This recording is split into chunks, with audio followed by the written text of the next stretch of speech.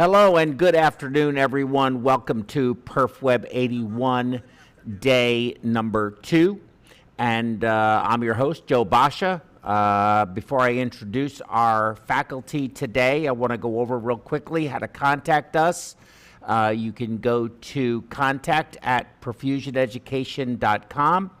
If you'd like to call in and be a part of the program, our call-in number is displayed there, and you'll see it throughout the show on the scroll bar that you're going to see pop up here, right here, that has all of the relevant information. You can see it about YouTube and FaceTime and LinkedIn and Twitter and all of that kind of stuff. So you're welcome to go to any of those places, reach out to us, and be a part of the program in whatever way you like. I do want to point out our MediWeb app is really is selling very well. We're really happy with it. We've done a couple of updates.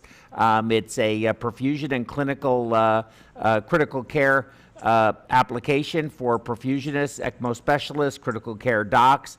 It's got a lot of really good stuff in it. It's really good for getting your cases started in the morning. So it's got a perfusion quick calc in it, and you can get all your information from there. You can find it on the iTunes store, or you can find it, or the Apple store, whatever it's called, and you can also find it on the Google Play Store, right? And then let's see, PerfWeb podcasts, you can go to your favorite streaming software, whatever it may be, and you can stream us. I know we're on virtually every one of the streaming platforms that exist, so you're very welcome to do that as well. And I just want to thank everybody for coming on. I had some really interesting conversations today. I'll get into it more with our faculty, and it's germane to ECMO. I talked to a colleague up in Toledo, Ohio, that's a part of our system and does a lot of different stuff. So let's go ahead and bring in our faculty if we can. And welcome, Joey. It's good to see you. I don't know if it's possible to turn yourself a little bit so you don't have that bright thing right behind you. I think you need to get it out of your view. No, yeah, there you go. That makes you look so much. Yeah, that's a lot better. And then move yourself to the right. That's perfect, dude. Okay, so I'd like to introduce Anthony Joey Lepore. He goes by Joey. He's a perfusionist, and you have a master's in healthcare administration. Is it? What is your other degree? Yeah, it's similar. It's a master's in healthcare management. Healthcare management. That's right. And you're originally from Birmingham. You have a bachelor's actually also in respiratory therapy from the University of Alabama, Birmingham. So that's UAB. You worked down there as RT before going to perfusion school at Vanderbilt. You're graduated, and where you're coming from now, you graduated in 2017. So now you're talking about 5 years doing this. I'd be interested to hear your perspective on what it's been like those 5 years, especially since 2 of them were COVID. I'm sure that really, and you work at a place that does some incredibly advanced stuff, stuff that actually frightens me a little bit, and I've been doing this a long time, but you guys really, really stretch the limits, I think, of technology, and I find a lot of your stuff fascinating, and I feel like I learn a lot from you, so I'm confident our listeners and viewers learn a lot as well. So you've been working there at Vanderbilt for the last, I guess, since you graduated in 2017 or 2018, and you're a part of the NRP Heart Procurement Program, and you obtained a master's in, of course, management, as you said, healthcare management from Vanderbilt's School of Business. So you've done a lot with Vanderbilt. You did a lot with UAB, you did a lot with Vanderbilt, both very well-known and storied places. But somehow, to make sure that we continue with the regular theme, which is to be a bit irreverent, you apparently got hoodwinked because Matt was planning on being here, and somehow this ended up falling into your lap. I'm not exactly sure how that happened. Maybe you could explain it to us. And then I know you're going to be talking about the Spectrum ECMO, and ECMO is still a very big hot button topic. And I'm really interested to see what this device looks like, because just very quickly, you know, we've been using the Levanova, you know, I guess it was the SCPC trolley, and very happy with it, Yeah. because it was somewhat mobile. You know, you could take it apart, put it on the patient's bed, transport with the patient. It was a single platform. Bring it back, put it back on the trolley, move it around, walk the patient, go to CT. There were so many different things you could do with it, and they stopped making it because they bought Tandem or cardiac assist, or whatever you want to call it. And they're trying to, they don't want to have their own device to compete against what they spent, however number of billions of dollars, for the company. And I just think it's a big mistake. And frankly, I'm really excited about this presentation today, because I'm kind of in a quandary about what platform to use when the SCPCs are no longer serviceable. So I'm really excited to hear about this. But first, tell us how Matt talked you into doing this today. But thank you very much for doing it. We really appreciate you. Yeah, no, absolutely. Is he sleeping? Is he on the golf course? Is he No, I don't on think so. vacation, drinking vodka sours and smoking cigars? Well, he's definitely more of a bourbon, you know, whiskey kind of guy, but he may be. He actually had to fly home to St. Louis to attend to some family matters. Oh God, I hope everything's okay. Yeah, no, it looks like everything is fine. Oh, thank God. Thankfully. And yeah, so he just had to ask. I'm happy to do it. This is a topic that I know just a little bit about, because I've kind of been our point person for the installation here at Vanderbilt. I'll discuss some more stuff in detail, and I'll do the best I can to try to explain from a perfusionist perspective, mostly because I don't work for Spectrum. It's just our newest toy we have in house, and I thought it was interesting, so I kind of jumped on it. And I've been working hand in hand with the reps and the IT people. So I'm happy to discuss in details as best I can. Thank you. I appreciate that very much. And if you talk to Matt, please send him my well wishes, okay? I mean, I was joking, and of course, I probably should have thought about that before I joking. I'm glad everything was okay, and you didn't tell me somebody in his family had passed. I would have really felt horrible at that point in time, but I'm glad everything is going to work out okay, and just send him my my well wishes, if you would, please. Yeah, absolutely. Thanks. Okay, floor is yours. All right. I have to talk about new technology in the realm of ECMO, and specifically the Spectrum Medical. They call it the Quantum ECMO system. So you'll see a lot. Me refer to it as Quantum versus Spectrum. So with that, let's go to the next slide. So just a quick disclosure, I work for Vanderbilt University Medical Center here in Nashville, Tennessee. I do not receive any compensation from Spectrum. This is just my personal opinions from, colleagues that I've spoken with and gotten feedback, and, some of the ECMO team, in the ICU. So, next slide. All right, so here we've got some familiar platforms, all of these that we still currently use except for the Rotoflow. The Rotoflow is actually, when I started, that was used sparingly, mostly for angiovacs here at Vanderbilt. But primarily when I started 5 years ago, our entire fleet of ECMO was the SCPC that you were talking about, Joe. And That was our workforce. And as our program grew, we knew at some point, they were going to reach end of life and not be serviceable. And so we had to start thinking about what we were going to do. And we had, Centromags, we just have a couple of them.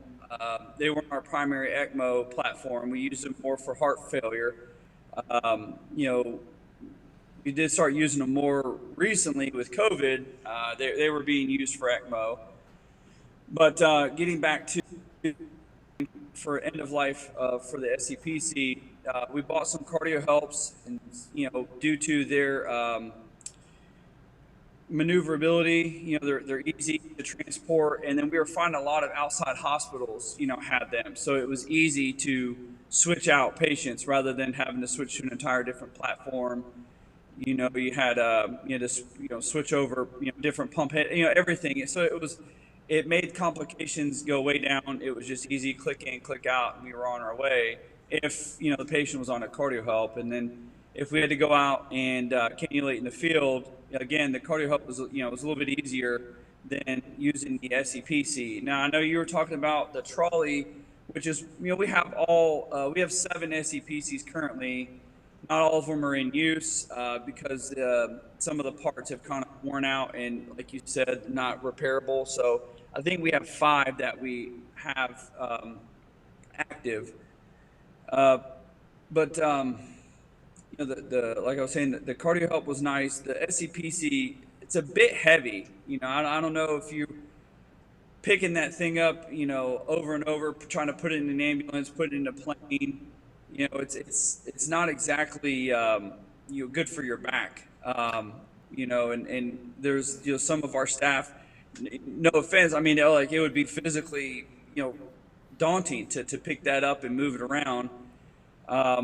Funny story, we actually had our machinist here at Vanderbilt. They had to fabricate a big metal bucket, and so it could hang on the side of the stretcher.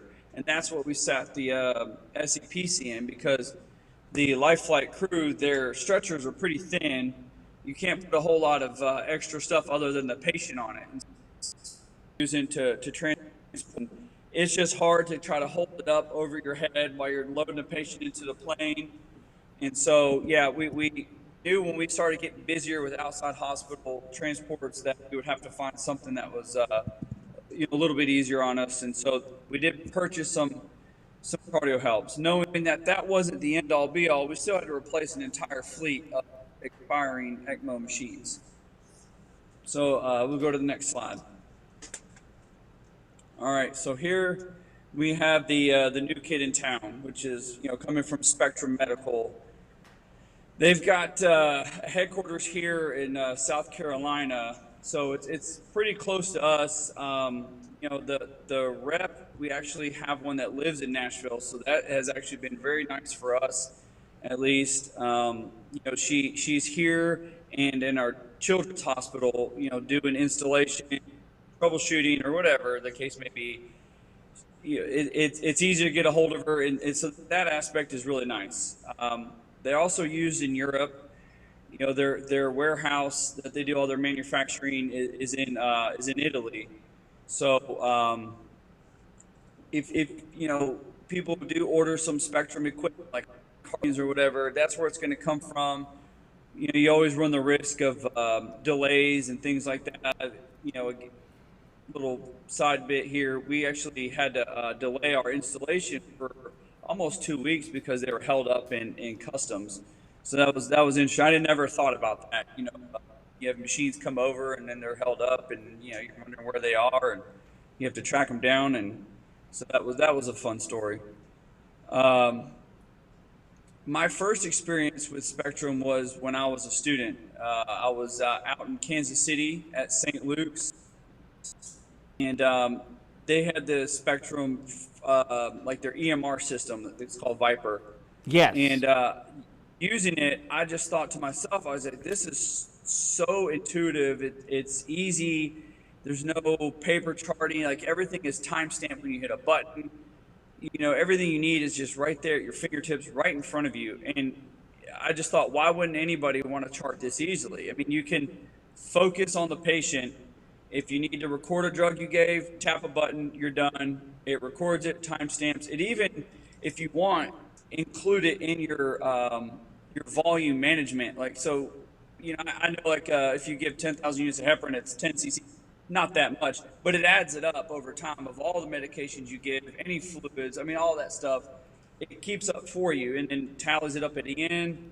You know, I'll talk about that more later, but yeah, I mean, I just thought to myself, oh, this is great. I felt spoiled, you know, for about 8 weeks when I was, you know, as a student out there, and we came back here to Vanderbilt, and you know, the charting that we had was less than stellar. It was, you know, it was cumbersome. You're having to go up and down like on a you know, on a flow sheet, you know, and find out, you know, you have to click into where you want to chart, type it out, and it takes away from what's really most important, and that's patient care. And I think that's kind of how we got into this Spectrum Medical stuff. You know, we expressed that to legal, safety, and just, you know, said, hey, look, you know, our anesthesia team has all this stuff that's capturing data for them, you know, minute by minute without having to do much. Can we look into this? And you know, thankfully they did, and it worked out, and we got talks started, and it took about 2 or 3 years, but we finally got the ball rolling. You know, it started with the OR, where we have some heart-lung machines from Spectrum, and their workstations that go on all of our systems. But then we rolled in ECMO about 6 months later, and I'll talk more about that. But again, just having everything right there in front of you, it's pretty nice. So we'll go to the next slide. So in this in discussion, talk about what we use as part of the quantum system. I'll make reference to, you know, some of the stuff that we use in the OR, because it kind of translates. It's nice. They work hand in hand, like ECMO and the OR. So they've kind of developed this technology that encompasses, you know, everything. And you know, let's just say, you know, theoretically, somebody just had unlimited pocketbook and could buy everything. If they went and bought everything from Spectrum, you know, you could have everything in the OR, all your IC stuff, and you know, it communicates. It's all on a server. You know, it's all done via the cloud, you know, or whatever. They install that stuff as well. So I mean, they're not just a hardware, you know, perfusion supply, you know, an equipment company. I mean, they do a lot of software and IT stuff as well. If I'm not mistaken, that's actually their bread and butter. That's where they started, you know, years ago before they released, you know, the quantum stuff. They did a lot of software things, and so now they've taken that, what they've perfected in software, and are adding it to, you know, medical supplies, and you know, they've got some good products, you know, and you know, I do compliment a lot of stuff they do, and there is some faults to it just because it's healthcare stuff. So there are some things that they are working on, and you know, stuff like that. So we'll go to the next slide and get the topic started. All right. So Joe, you're wanting to know what it looked like. Here you've got on the bottom, you've got the 12-inch workstation Elite is what they call it. It's all touch screen. You know, everything you need is right there. It's outfitted with you know, flow probe, which, you know, we monitor, you know, we do it pre-oxygenator, post-cone, because it doubles as a bubble detector. You can put up to 2 flow probes on the monitor if you want it. It also comes with an arterial venous SAP monitor, and then the arterial one also measures hematocrit. The QDM is called the quantum diagnostic module. That's essentially, it's not a ventilator, but you run your sweep gas through that, and that records how much sweep you're on, the FiO2, the estimated PO2, and then you have an analyzer that you can hook up to the exhaust of the oxygenator, and that kind of gives you, your CO2 as well, the exhausted Wow. CO2. So you're Yeah, and basically measuring end tidal CO2. correct. Let's see here. We've got and above that is the integrated pump head, or they call it the CP22. That name comes from the small priming volume of 22 mLs. They also, and we don't have this, but they also offer I think it's a 4-inch roller head that you can hook up to this monitor as well. And what's cool is if you wanted to have a centrifugal pump and a roller head, you can run both simultaneously from this monitor. And I'll talk a little bit more about that, throughout referring to ECMO and COVID. But at some points, some of our patients required 2 circuits. And before we rolled out Spectrum, we actually had either 2 SCPCs in the room, draining from each fem vein and returning into a wide, IJ or something like that. Or we had we would have an SCPC and a cardio hub, or whatever we had available. Really is what we were using, maybe because like almost all of our circuits were being used constantly. We did that too. We had 2 SCPCs running on 1 patient. I've done that a few times. Yeah, so it wasn't uncommon for us, to have what we refer to as a butterfly model. Mm-hmm. Initially, we would drain from the right and return to the right, and then the other circuit would drain from the left and return to the left. Kind of figuring a butterfly. That's why we call it that. But so the Quantum, we rolled that out initially. We just use it as a basic pump. We didn't really dive into all the informatics and technology they have. We had 7 of them. That's what we bought, and we rolled those out. And what was cool is if we did have a patient that required a butterfly, this can run 2 pumps on one monitor. And so I think I have some pictures of the monitor later, but you can control flows from the same screen, and it controls 2 different pump heads, similar to the CentraMag, where you can run an LVAD and an RVAD. It's 2 different consoles, but this just, it has it all in one monitor. So it was nice to have that. We can roll 1, console in the room and, basically run 2 pumps at the same time. That's impressive. Let's see, it is really nice. With that, there's complications with everything, and I'll talk more about those later. But just to kind of get back to what I was talking about, our system is not fully loaded, as all the equipment is cheap, not cheap.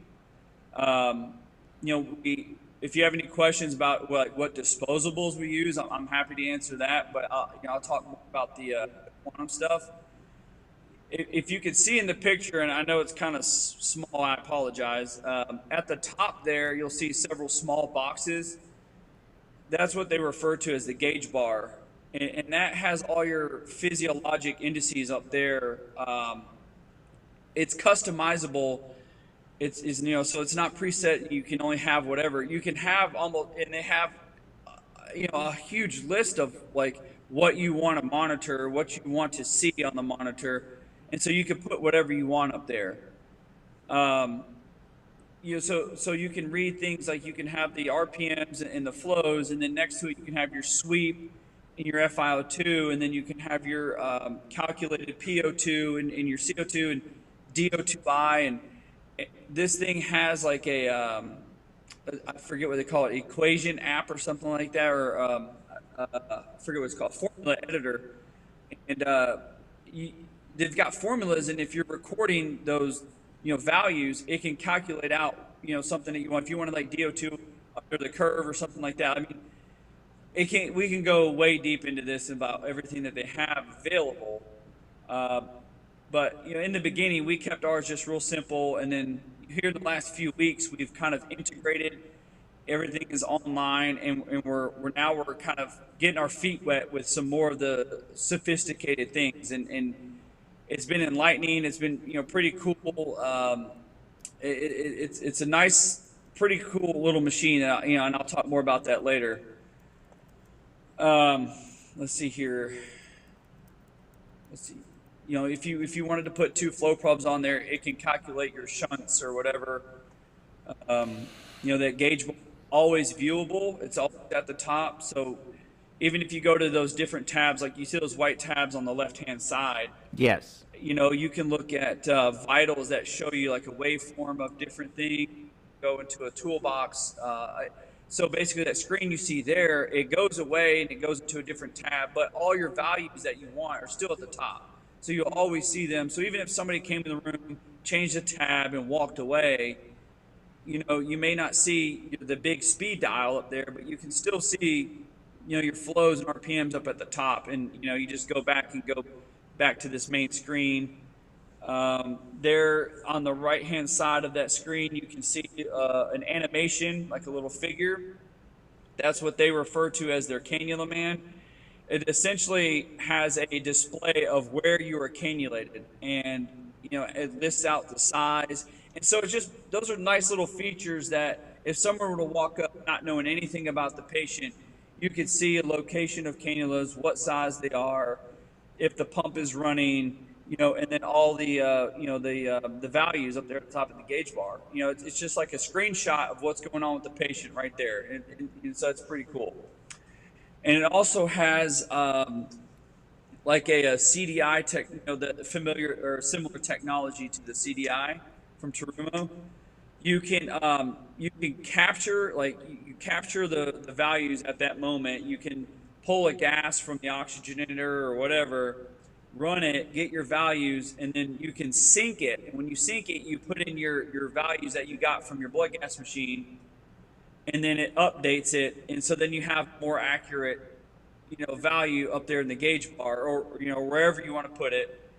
And therefore that technology is pretty cool for ECMO. I mean, that's something that we didn't have unless you hooked up a CDI to the SCPC or whatever. So it's kind of grabbing all this technology from that we use and putting it into one machine. And we'll go to the next slide. All right, so I'm going to start talking about informatics. I will do my best. I'm not an IT person. I've learned quite a bit over the last few months being on conference calls with between Spectrum's IT and our IT, and them asking us clinical questions and listening to them talk. And it can get pretty in-depth if you're not familiar with Viper and stuff like that. So I'll do my best. And if you want to stop me and ask questions, please feel free, because there's just some things that it's still today, like, they get over my head. So I'll do my best, Joe. All right, so we'll go to the next slide. Oh, I'm sorry, Davey, if you want to go back. So I'll get into what that is next. We'll stay here and talk about the informatics. So again, Viper is what Spectrum, that's their EMR software, like their electronic medical record. And then there's something called Vision, which is their data collection software. So I'll talk about each of those kind of independently. I feel like this is where you get the most bang for your buck, is the data collection in the EMR. I'll probably leave out some information just because there's a ton of stuff you can do. But as far as ECMO, it's pretty nice, but it's really useful in the OR.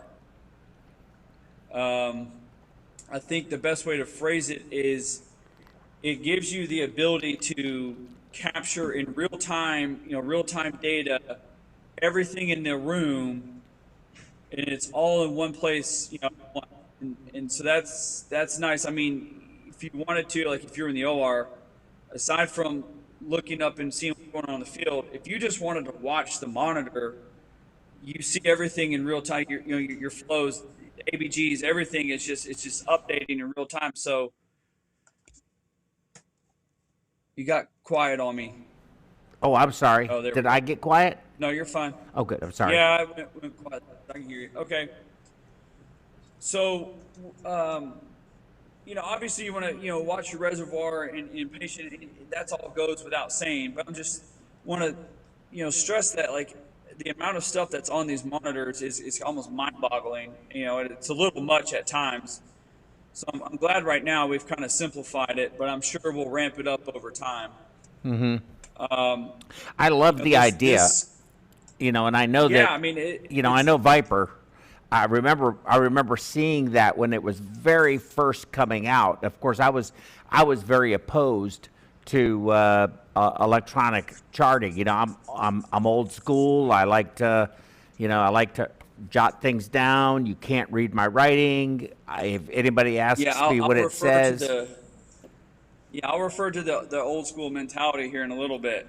So I don't want to offend anybody, but yeah, I mean we'll talk about it later. But I agree. I mean, there is something nice about having a pen and paper and writing it down.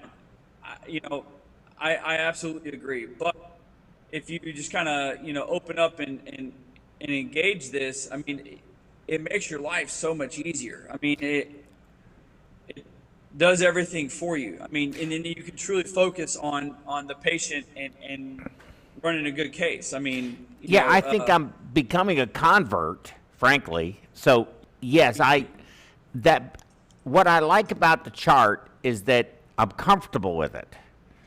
But yeah, I think no, that I understand. for knowing what we do, and this was something that was a talk that was given in Colorado some year. I mean, it's been quite a few years, and it was I can't remember the fellow's name that gave the talk, but it was very good, and it had to do with that ability to query all of the data from all of your cases that everyone does, and computate it all so that you could see what any individual you could filter it, and so you knew blood transfusion rate, you knew ultrafiltration I'm gonna stop you right volume. there, Joe. You're getting into my presentation, man. Oh, I'm sorry. Okay, I'll stop. No, Okay. it's all right. I'll get there, but you're exactly Let me right. turn my mic off. If I turn my mic off, I can't say anything, but I just get real quiet. No, it's okay. Okay. It's okay. So with this Viper, the EMR software in the monitor and all that stuff, and I don't know the difference between, a little bit between hardware and software, but if I misspeak, I apologize. But if any other third-party machine outputs data, the monitor, it can pull that information, and that. So, for instance, we have information that's pulled from our OR, or not OR, but our ICU monitors, in the patient's room. So we have, all blood pressure, EKG, whatever else they're monitoring. But also, there are Philips monitors in the ICU, data from the ventilators, and then that transfers data to our monitor on our Quantum. So now we have, minute ventilation values, whatever we want to pick out. I mean, whatever the vent offers, we could, display that and record it if we wanted to.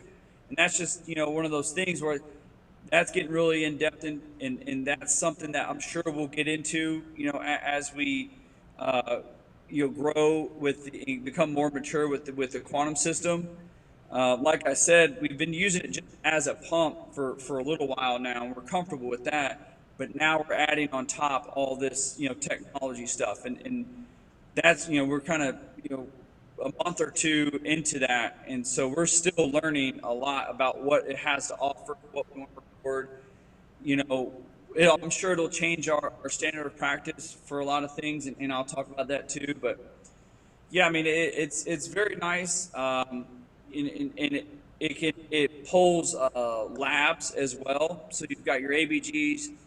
Platelet, fibrinogen, whatever lab you want recorded, on that, record, it can do that. So whatever you output, it has the ability to hold on to that and have it in the patient record, everything all in one place. As far as like the charting in Epic, our nurses are still charting, however often they do it, like all the ECMO values. But here, the ultimate goal, and it will be feasible, is Quantum or Viper will be able to output data and communicate to Epic into a flow sheet. And so if you just wanted to have a chart in Epic like every hour, Viper would do that. You have your hourly input in Epic, and you're done. So then again, it takes away from some of that, charting aspect that you have to do. It is important because that's where research and data comes from.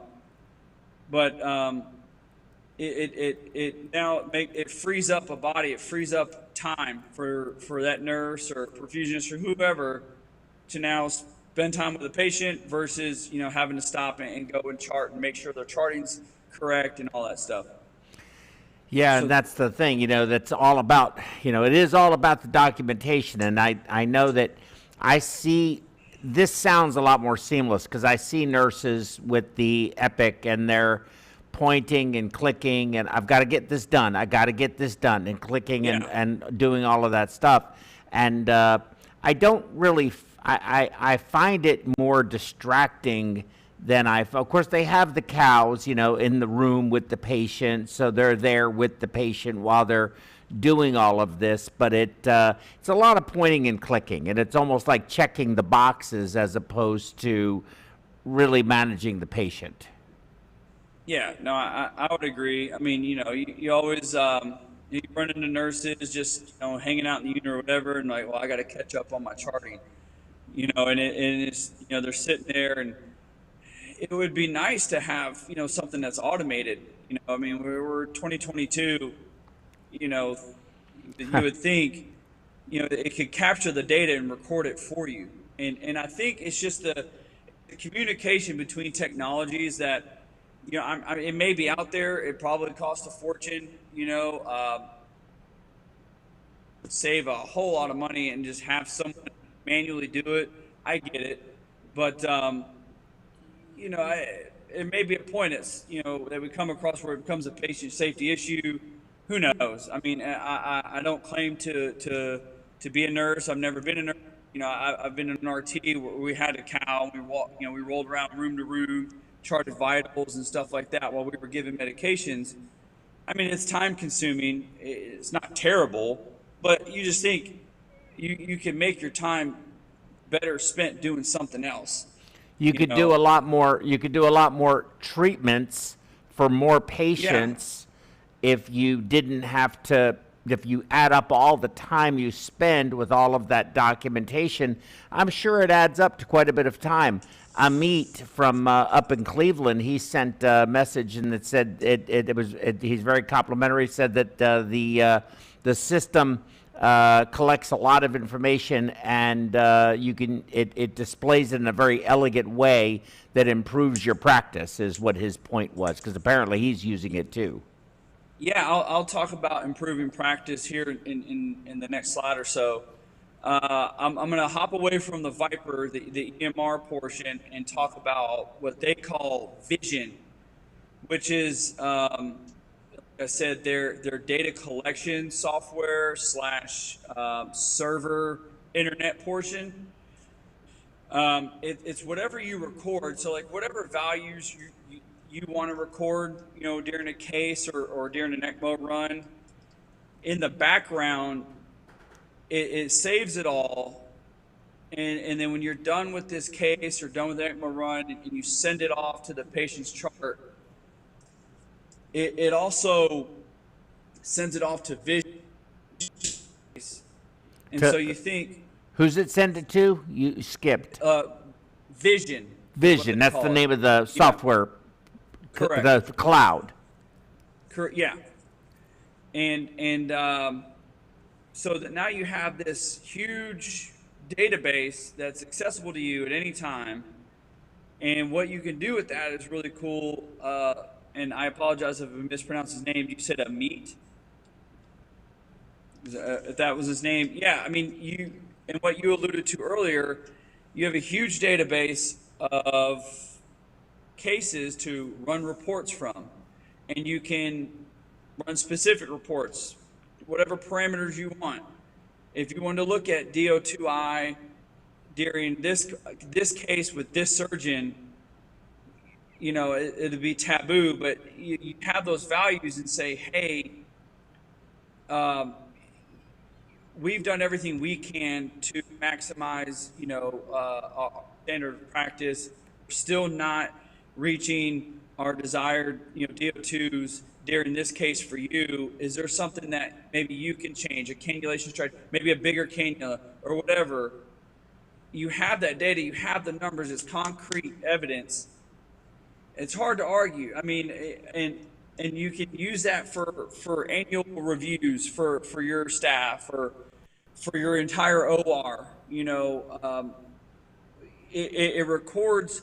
You can set it up to start recording different parameters at different points in the case based on, you know, timers that they have. So your parameters during just a regular CPB portion, not cross-clamped, could be different than when you are cross-clamped. So, you know, let's say you want to run a parameter of EKG cross-clamp times.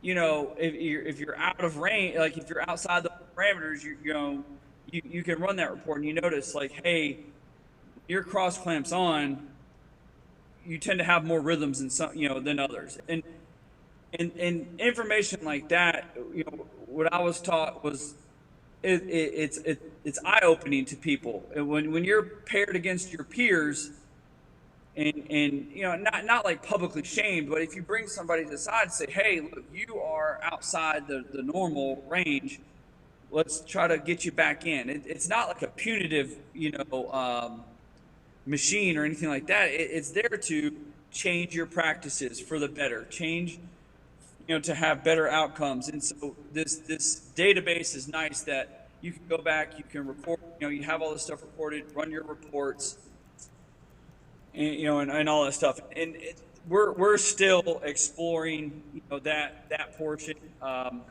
You know, we just went online with that, and so we don't have a whole lot of records to pull from right now. But when the time comes, that is something that, yeah, I mean, we'll definitely meet with our surgeons and our OR team, and we'll say, hey, you know, these are our values for whatever. I mean, is there, you know, we can ask them if there's something they want to look at, you know, and it helps. I mean, it's research, and that, I mean, that's where we make progression and you know, make breakthroughs, stuff like that. Yeah, what I'd like to know is, let's say you just take all of your patients, because I agree with you, it's not intended to be punitive, but I think some people fear that. That's true, and I respect that they do. But I think that if you were to say, let's say, okay, let's get a list of every patient that has had AKI or acute renal failure, and then list the ones that went on dialysis, and then went back and looked to see how much hemodilution or how much, what their DO2Is were.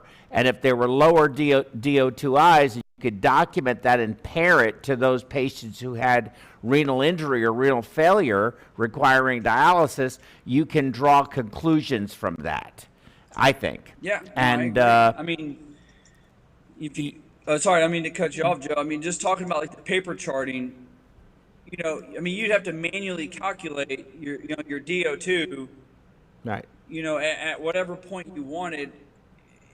I mean, it's a lot of work. I mean, it's really arduous, and that's why I do see tremendous value in this. I do want to ask you a quick question, if I can. Amit, again from up in Cleveland, he was asking the issue, as far as he understands it, is how to pick up the relevant data and then how to analyze it. His question specifically is, do you use Orrum, ORRUM, or other programs to analyze the data and draw conclusions, or does this do it internally with its own programming? So, I mean, I probably have an unfortunate answer. We haven't gotten that in depth into running our reports just yet. Because it's new for you still. Well, the vision aspect. I mean, like the hardware portion, the heart machines and the ECMO machines, we use them, like I said, just as what they are, a pump. The technology portion, like the vision, has just recently gone live, so we don't have a huge database of records of pulse, and we haven't even broached the subject yet with some of our like our chief of surgery or anything like that, as to like what they want to look at, what the and even us as a department about like what we're wanting to record. I think like as a baby project, our thing right now is to look at blood utilization, on a very small scale. 20 years we've been talking about transfusion management and transfusion reduction and blood management. More than 20 years. It's amazing to me that it is still a hot button topic. It is a topic. It is like the never-ending story on transfusion management and blood transfusion reduction. Still, that's the hospitals. It is such a hot button item for them, man. You talk about, I think we can reduce blood transfusions. Oh my God, everybody they'll do anything for you at that point in time. Right. I mean, we also want to compare it to like DO2 values and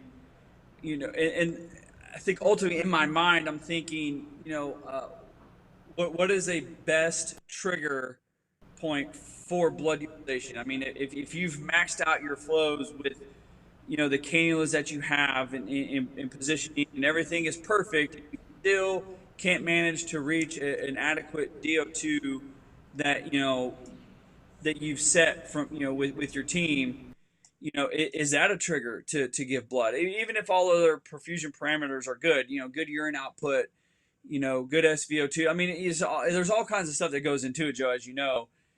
But I mean, here you can run those reports and just say, patient didn't have AKI, we didn't give any blood, but DO2 still like wasn't as high as we like. But, we didn't have any kidney injury because maybe all the other parameters were good. I mean, I don't know enough about it. We're just getting our feet wet. And I apologize to Amit. I can't answer that question. I don't know what oral is. I'll look into it because I'm sure it'll come down the road for us. But, I'm sure we'll run into some bumps in analyzing data and stuff like that. But we just haven't gotten quite that far yet. And this is obviously something Amit is really interested in, because he also asks, and this is the last question, I'm going to let you get on with your slides. Otherwise, we're going to keep you here. We're going to keep you here all night. He wants to know how you filter, if you do have trash data, how would you filter that? Or do you filter anything? Yeah, so that like, again, we haven't, I'm sorry, we haven't quite gotten that far, but it is on our mind. That is a topic that I'm talking about with some of the reps. And not to brag, I'm not bragging or anything. So I'm going up to NYP here in the next few weeks. Going where? To kind of do New York Presbyterian. Oh, okay.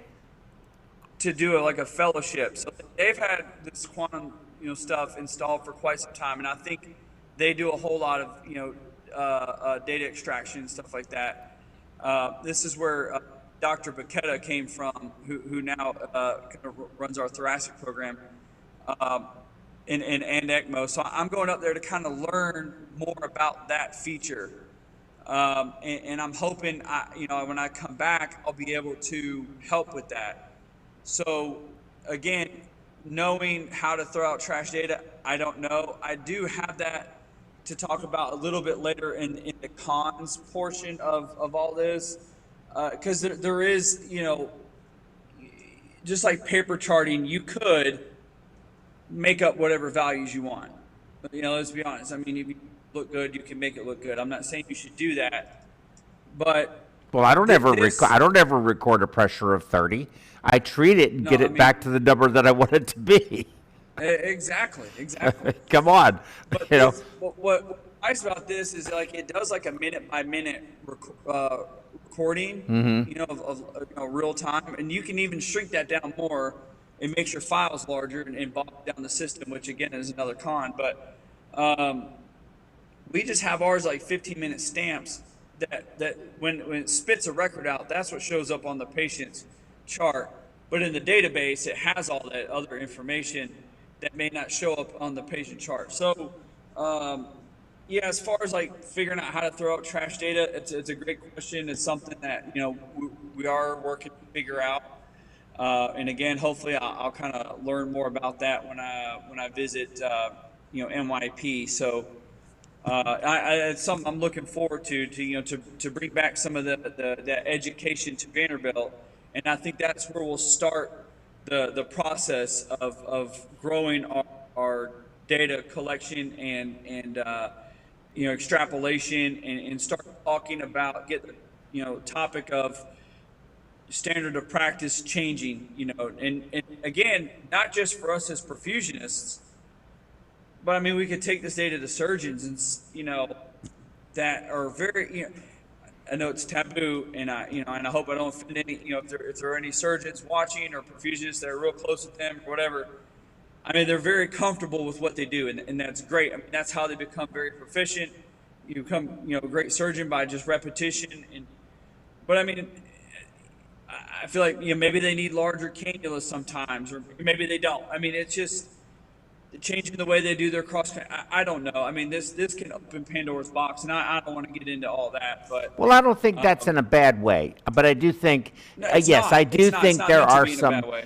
I think there are some political sensitivities, but you know, I tell you, man, the surgeons today, like you know, I know you're losing Dr. Hoffman. He's moving to Denver, I believe, but and that's going to be a big loss for y'all. He's just a fantastic guy. But I think the new surgeons today really view this so differently from the, you know, surgeons in the past that really, you know, just were unapproachable really in many, many ways. I think times have really changed and we work collaboratively, and we're all here to help each other. And I think surgeons can use this information for the benefit of their patients, you know, at the end of the day, and everybody wants the patient to do better. So real quickly, we'll go back to your slides. Amit said, personal thank you, great lecture. Thank you, Joey, and thanks for answering his questions. So do you want to go ahead and go on to your next slides and move forward with this? Yeah. I'll talk briefly about what is another cool aspect, you know, that they made things more interesting is remote monitoring, and also, you know, best practices that I alluded to a little bit ago. You know, we went through several months of planning, you know, with IT and, you know, and security and all the stuff that goes into it. You know, that's another of those, you know, cons that you kind of have to take on with new technology is kind of learning it. You know, you got to open your mind and accept the fact that, you know, things change and you know, except for time's going to keep going. So you just got to, you know, change with it a little bit. I'm not saying you have to do a 180, but, you know, adapt is really what I'm getting at. So that's what I did. You know, I kind of adapted and knew that information technology was going to play a bigger role in kind of the way we're going. Not so much from like a patient care standpoint, but again, from the data collection. Because otherwise it's you, a calculator and a pencil crunching numbers and you know, or finding another program to manually, you know, input that data. You know, you can find, you know, ways to spend your time a little bit more efficiently. You know, so we talked about Viper and Vision. So now I don't know if it's a software, but a feature that they call Live View, and they spell that IVEVUE, so Live View. And I guess it's part of the Vision website, or Vision Link or whatever. So I don't know if it's wrapped up into that, but that's like another thing that you have to, do a little bit of training on, and they launch for you. So here you can see any active cases going on. So like in the OR, we can pull up on a monitor in our office, you can set up any way you want. Like all this stuff is customizable, but yeah, you can see any active cases going. And then on another monitor or, whatever, you can have all your active ECMO cases going. It's remotely monitor all those patients from wherever you are. You can even do it on your phone. I mean, it's pretty neat. I'm saying it comes with its cons, but anything that like has a quantum monitor on it. So like if you have a third party, like all of our S5s are outfitted with the quantum monitor. So it pulls all the data from the S5, pulls all the information from the room, and we can, it's displayed on a monitor in our office, so we can see all the cases, all the timers. So how long you've been on, how long cross-clamp's been on, if you're circ arrested, if you're rewarming, you kind of see where somebody is in a case. So it's a pretty neat feature, and it does the same thing with ECMO. It records if somebody does something with like if you did PT with a patient and they log that. So back to Amit's point, throwing out trash data, as long as it's recorded, you have it. So if it's set up right from the beginning and everybody's trained well and then does what they're supposed to and records what they're doing, then you'll have that data. But like if someone goes up there to do PT with an ECMO patient and doesn't press the PT timer, that I was there, I did PT, it doesn't record that PT session. So like if I want to run a report on, this patient and how long they've been doing PT, well, that's missing data. There's not much I could do about it. I mean, I could go back and timestamp it, but that's a funny feeling. I don't like doing that. So, again, you have to count on, an entire group of people being on the same page, which is hard to do. So I talked about our S5s being outfitted. We could, if we wanted to, hook up monitors to a CardioHelp or the SCPC. I don't think they're going to do that. I feel like they probably spend enough money, here. I think until we start spitting out data and can have more leverage, they may, start, writing more checks. But as for now, I think they bought us 7 ECMO systems, and I think we're good for right now, especially with I guess COVID kind of slowing down, hopefully, and we don't have 20-something circuits being used at once. So yeah, I don't want to see that happen again, Joey. Yeah, neither do I. Yeah, I just talked to somebody about that. Yeah. So yeah, I spoke about LiveView, and now application that they have, and this is where things can get kind of really get your mind going. I'm trying to figure out the best way to phrase it. What it does is it records data, and at certain points in a case or a certain point in the ECMO run. And so the best way for me to explain it is like if you wanted to look at like your temperatures during rewarming. So like when you selected the rewarming, it would kick you into this level of best practices, and it will only record patient temperatures. And if you got too hot, for instance, you can turn the alerts off, via the monitor. Like the S5 will still alarm if you get too hot. But the value itself, like if you didn't want to see a flashing red button, you can turn that off. But it still records it. So if you ran that report and you looked at your best practices and you said, this particular person rewarms a little too quick or too much, or like you said, this person's DO2 is out of range on a regular basis. Like those are your best practices. What they're meant to be is to change your practices for the best. You know, and I understand, like you talked about, it's an uncomfortable feeling. You feel like somebody's watching you. I understand, you know, you've done something for so long, and it, you know, I get it, but like if you're doing the right thing, what are you worried about? You know, I mean, and Agreed. also like maybe you're doing a great job, and people need to see that. You need to be acknowledged for the great perfusions that you're being. Here's the proof. Here's some, you know, maybe some other people should model what they do. You know, and I've learned a lot just in my short 5 years of being a perfusionist. You know, I spend time, even when I'm not doing a case, like watching my older perfusionists, my colleagues, kind of like what they do. You know, and so, you know, there's things you can learn, you know, not just watching, but like, you know, when you see the numbers, like I said earlier, you know, it opens your eyes. It gets your mind going, you know, saying, hey, maybe I could change this, or, you know, you have the numbers instead of somebody telling you what to do.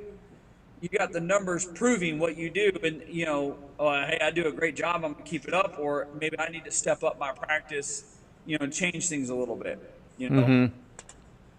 So Yeah, well, you know, if you it's designed to make us better, similar to what registries do. You know, they collect all the data, you know, and then they break that down and they say, you know, the overall national average on mortalities for cabbages are this. You know, you look at your hospitals and you're that. You know, say, hey, there's things that we need to change. I mean, that's all this is for. Is just, you know, just to kind of open your eyes and help you make some decisions.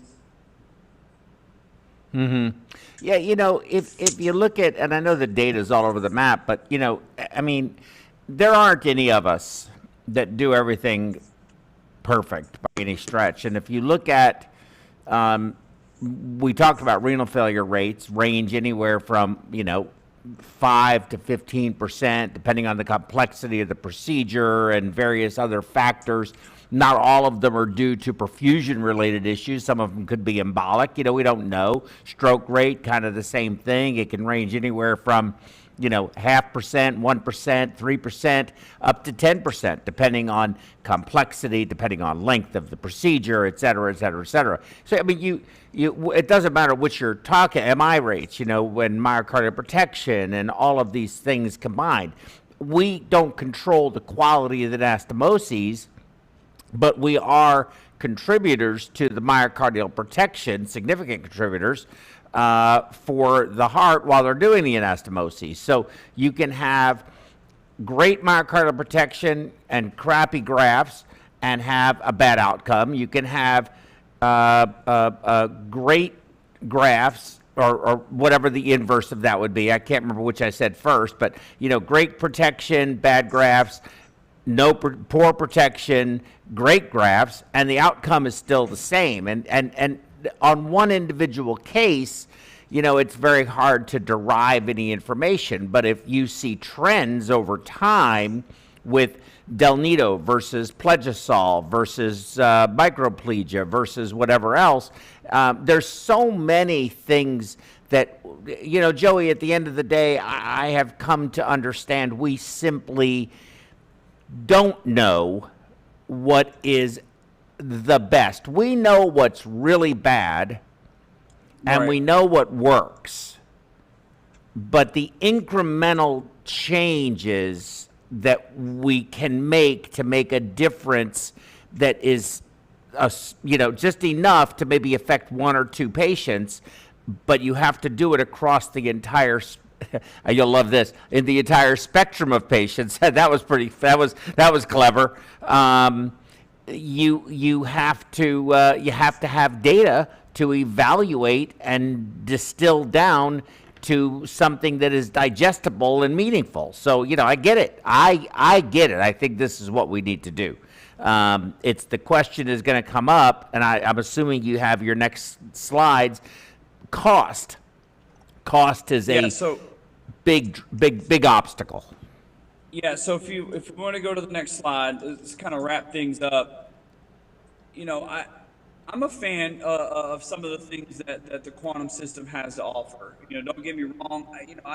I consider myself kind of in this mixed generation where, you know, I was raised. You know, hard work is very important. You know, and you put your boots on, you go to work, you grind it out.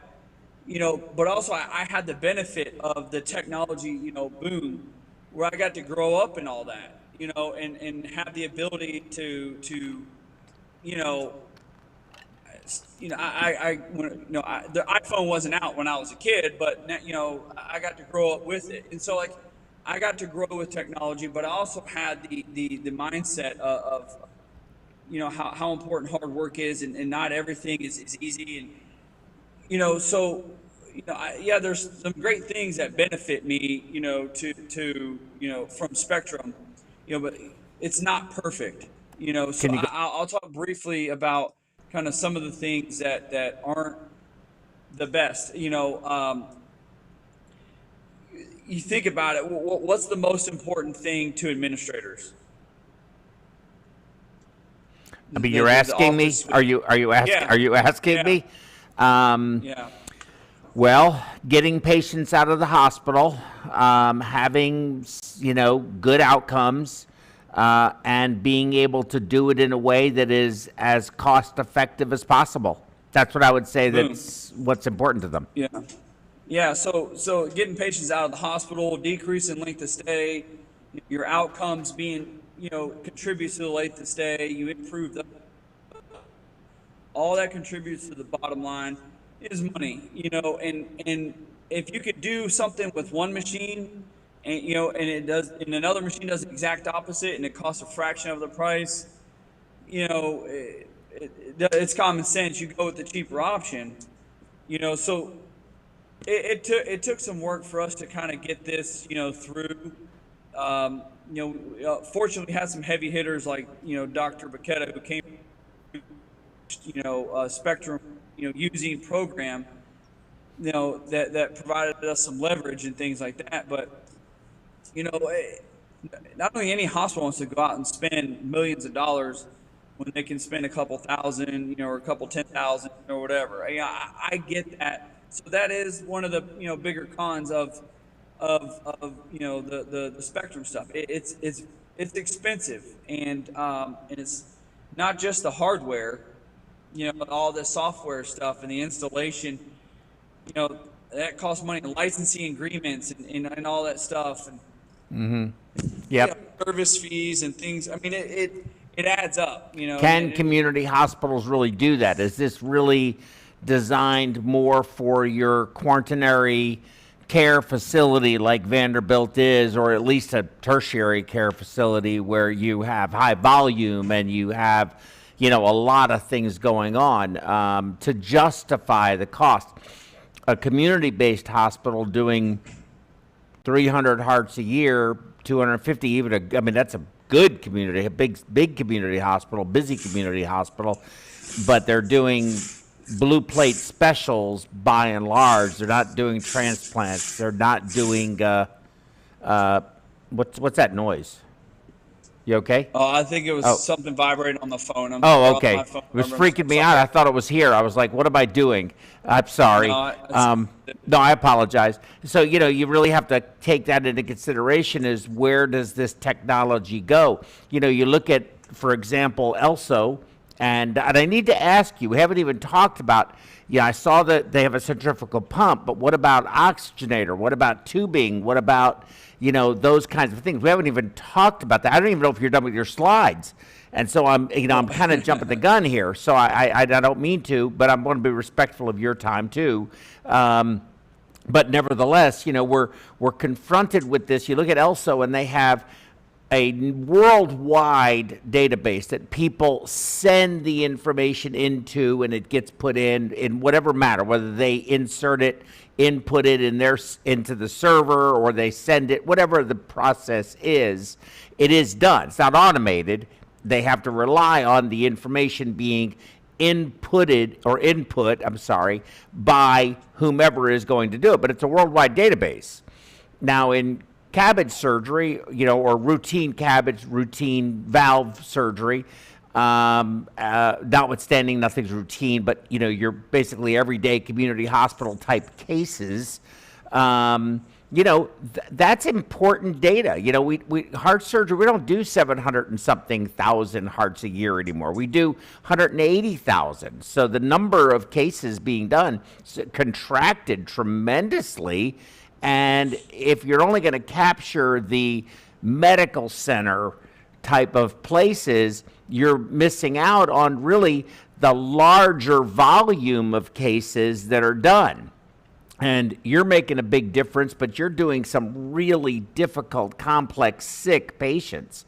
In the community center, what we consider to be a sick patient is going to be what you would consider to be the dream patient. Are you kidding me? We get a patient that's this healthy today, and that would be one of our sicker patients, because what you manage there is so far removed from what anyone in my microcosm even thinks about having to do.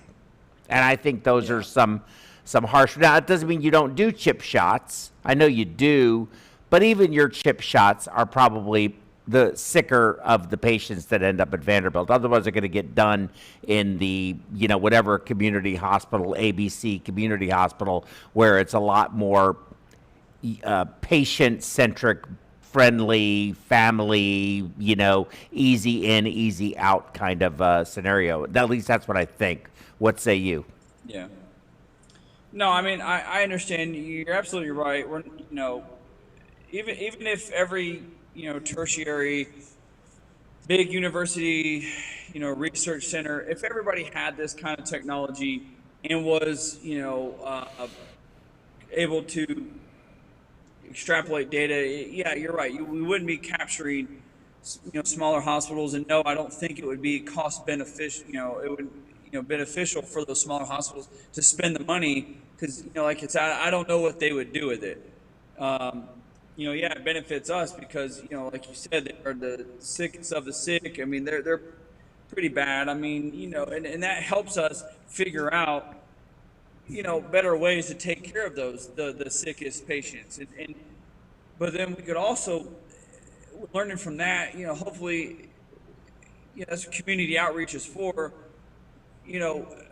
help smaller hospitals that, like, if they have questions or if they have needs, to be able to teach them what we've learned with patients that are, this level of sick. If your patient's here, just do this, or this is what we learned, and see if this helps you. This isn't meant, I don't think it is. I mean, I don't know if Spectrum would ever say this. It's not meant for every single, patient that goes on ECMO. And I'll talk about it here in a second. I mean, I'll talk about it now. I mean, it's just a pump. I mean, a pump is a pump. I mean, they all spin blood around. They all move blood. And you could get into, coatings and, biocompatibility, and I'm not going to do all that. But, at the end of the day, it's a machine that moves blood, puts it through an artificial, lung, and, and gets the patient through. And generally speaking, the data collection and like that, I think that's where, the crystal ball is for Spectrum. Like that is like they're going to be their bread and butter. Yeah, I mean, you talked about disposables. They have an oxygenator. They've got standalone heat exchangers. They've got do you have any pictures of their oxygenator? I don't think I in your put slides it in the slide because we don't use them, so I didn't put it in here. But they do. They have oxygen, but do they have to hold packs, to hold tubing packs, or just they have an oxygenator pump and you just have to build the circuit yourself?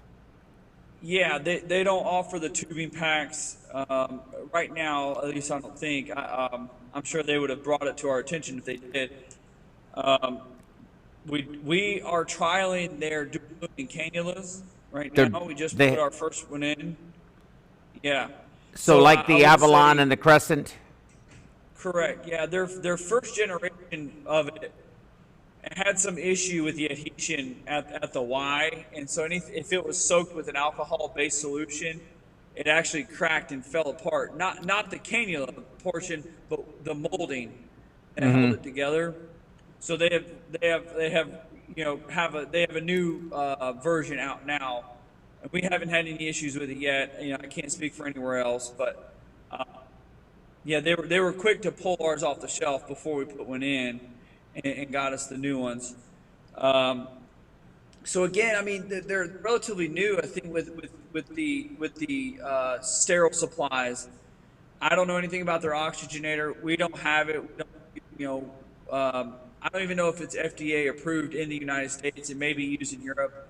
I can't say for certain because I don't have, we haven't used it. We do have their integrated pump heads, although we haven't used them at that yet because we don't have the cables for it yet. Again, all their stuff is sold a la carte, which is another thing that puts a sour taste in your mouth. It's expensive, so now you got to buy 7 more cables to monitor inflow and outflow of a centrifugal pump head. It'd be nice. I mean, don't get me wrong. It'd be a nice feature to have, and again, that would be displayed on the monitor. And then you we have the Nautilus Smart oxygenators. So you use the MC3s? Correct. Yes. Yeah, and that's a nice unit. I'd like to try that. Yeah, and that gives you your in and out and your delta P. We don't routinely monitor our negative pressure anymore. I mean, I know the CardioHelp has that ability. With the Soren SCPC, you have up to 2 pressures I think you can monitor. So then you got to be picky on what you want to do. And again, I'm not here to tell people how to run their circuits or whatever. I'm just giving you our perspective on the spectrum stuff. There's a lot it can do. I don't think you have to do everything. I think at the end of the day, I mean, there's only so much that you can use to treat the patient, and having an unlimited amount of data can also burdensome. So again, as part of the on my cons list is there's that much more stuff now that we have to become familiar with. And I talked about age earlier, Joe, and this is not offense to anybody. Half of our department is over the age of 50, and 2/3 is over the age of 40. So they've been practicing for a long time. And you talked about being comfortable. They're very comfortable in what they do. They're very great perfusionists. I've learned a lot from them. But I don't know that, the future of perfusion, I don't know where it's going. The future of heart surgery, I don't know, but you would assume the way technology is growing, healthcare is going to go with it. I think it always has. I mean, you think about healthcare and where it's come from, cardiac surgery. I mean, it's as technologies evolved, so is that, and perfusion is a part of cardiac surgery, and so it was tough for some of our perfusionists, the majority of them, and they've done a great job. I mean, it's intuitive, but it's not what they're comfortable with. I mean, the FCPC is a workhorse. Don't get me wrong. I mean, it's great. I mean, we still use it for ECPR and procedurally in the OR. I mean, it has its purpose. It's just it's going to be end of life. It's obsolete. It's going to be obsolete because LivaNova wants it to be obsolete. I'm very angry with them for this. I love LivaNova as an organization, but I think what they're doing is terribly misguided because I do not like the Protect Duo unless you have an indication for it being right heart failure or right heart insufficiency. I don't think it's a first-line cannula. We don't see a tremendous amount of right heart failure in ECMOs. We did see a little more of it with COVID, with the lungs that were just emulsifying and then fibrosing, and we would see that right heart failure problem start to occur. I don't think Protect Duo would have made one bit of difference in terms of the overall outcome of that subset of patients. I think the die was cast on them. But their oxygen, you have to buy the whole thing. It's obscenely priced. And I think that people are basically profiteering off of this ECMO craze secondary to what we experienced with COVID. Do I think we're going to see COVID again or something like that again? I mean, it happens about every 10 years. We saw it with H1N1. That was 2009, 2010. We saw this respiratory virus come up. It may be another 10 years. It may be 15 years. It may be 6 years. We really don't know. Could be tomorrow. I don't know. I do know we need to prepare for it. And I don't think that that not having a simplified, reasonably priced platform that people can use in places like where I am makes sense. And I'm very unhappy about it because their oxygenator, as far as I'm concerned, is I know they're going to be making changes to it. I'm sure they will. LivaNova will likely improve it, but it's still $18,000 for something that I can do for $2,000. And it doesn't change the care of the patient one iota. So it doesn't make sense to me. Cardio help is kind of the same thing. If you're not going to transport the patient, if you're keeping the patient in-house, you don't need a device that's designed to go on a helicopter. You need a device that's readily available, easy to use, and that you can teach people to manage and use. That's what I think you need. So it's just now my point I was going to make though is, how old are you? I'm 36. 36. Okay, so I can assure you, because I remember being, I've been doing this 43 years now, so I've been doing this longer than you've been alive. You will be, if you choose to, if you want to, be practicing perfusion when you are my age, you can and you will. So where do I think perfusion is going? It's going nowhere. It's going to continue to evolve like it has over the past 43 years that I've been in it, and it evolved even before then, with the predecessors to me that trained me to now be doing what I'm doing. So I don't think perfusion is going anywhere. ECMO is not going to go anywhere. And yes, we can advance technology tremendously to be able to do things. But there are restrictions and limitations because we are treating human beings.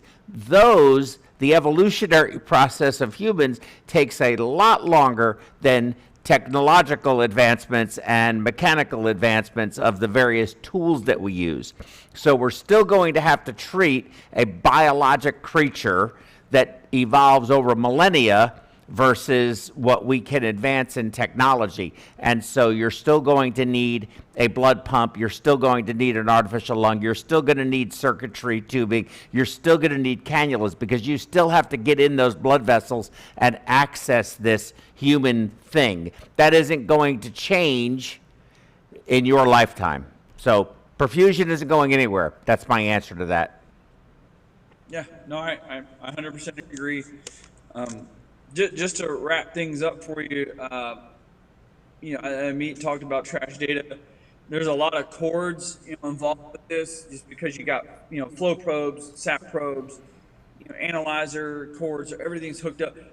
Let's say something becomes unplugged, that's a loss of data, or not really a loss of data, because you can get it plugged in, but then it becomes more of a headache, because now that's something else you have to troubleshoot. You have to figure out what's going on.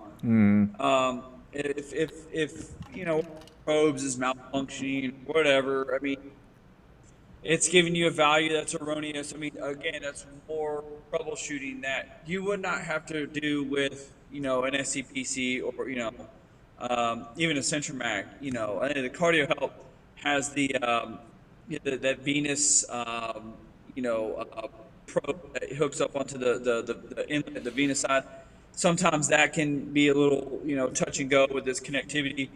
So that, again, I mean, that doesn't have a whole lot of troubleshooting, but this, because it is so technologically involved, you have a lot more, troubleshooting. If you're unfamiliar with it, and then this is where I've kind of, taken the lead per se of our department, of trying to learn about, all this stuff that's involved. And so that way I don't have to call the rep every other day to say, hey, what's going on with this? But I will say, I mean, yeah, as much as I like it, it does have its faults. I mean, don't get me wrong. I mean, that's a little bit of a headache,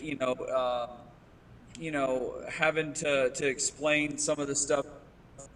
They've gone through training, like a brief training on kind of like what it looks like, what to look for, when to call us, when not to call, and all that stuff. But still, I mean, and there's so much data on there. I mean, they don't know what to record, or I mean, they've gotten better about it. But I mean, again, that's something else that you're going to have to take on is, like what is important to you, what's not important to you. I mean, there's a lot to do. I mean, overall, to wrap things up, we like it. It's a nice little machine. It gets the job done.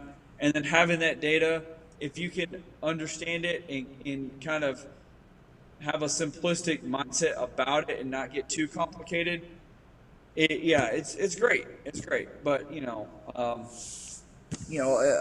the cost, the technology, it can work against you, at times. Understood. Joey, listen, man, I cannot thank you enough for this today. I never thought in my wildest imagination I would meet someone who could talk about a subject so freely, so easily, for such a long period of time, and really bring in a lot of great information. We had some great feedback from online, and I can't thank you enough for this. It's really appreciated. You definitely represented Matt and Vanderbilt extremely well, and I just can't thank you guys enough. I know in your disclosure you mentioned that you don't receive compensation from Spectrum, you don't receive compensation from us, and you're doing this to give back. And I think your whole attitude, a lot of the things that you said, not just the incredible nature of all of the data and information that you shared and experienced, but your outlook on work and life and professionalism and commitment and loyalty and all of that, fidelity to your profession, speaks very highly of you. And I am very impressed, and I'm grateful that you were kind enough to spend your time with us here this afternoon. Thank you. Absolutely. Anytime, Joe, you guys run a great program there. So, if there's anything I can do to help, you just let me know.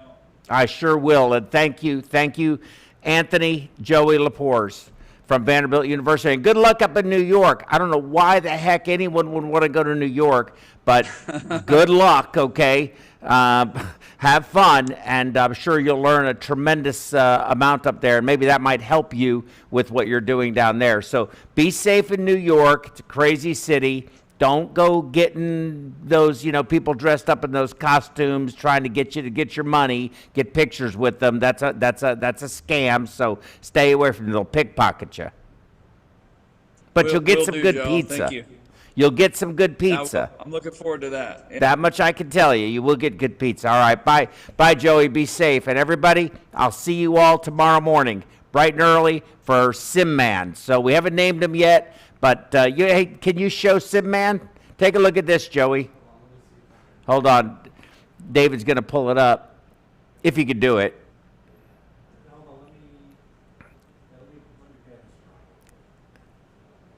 You can do it? Yeah, cool.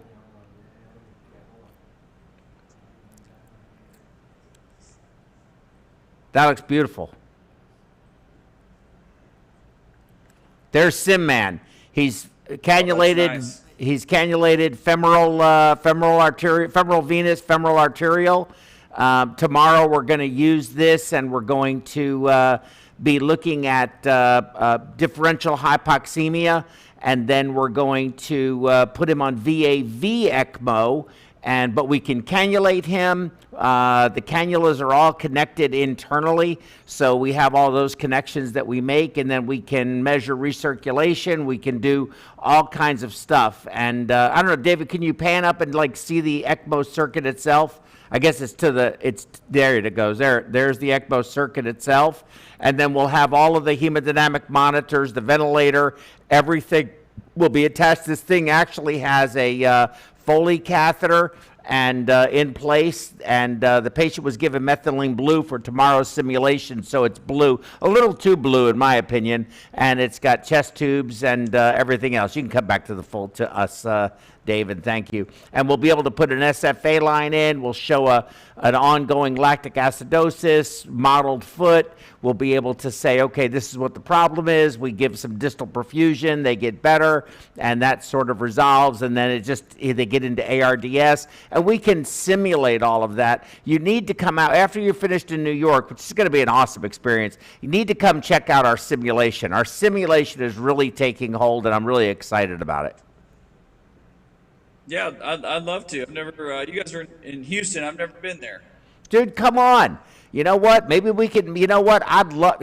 Don't tell Matt. Matt, if you're watching, forgive me, dude. If you want to come here, dude, write your ticket. Okay, I'll hire you today. Okay, I'll hire you right now on the spot. All right. We'd love to have somebody like you here. You're incredible. All right. We'll see you all tomorrow. Thank you, Joey. Be safe. Have a great evening. All right, y'all do the same. Thank you. Bye-bye, sir. Hey!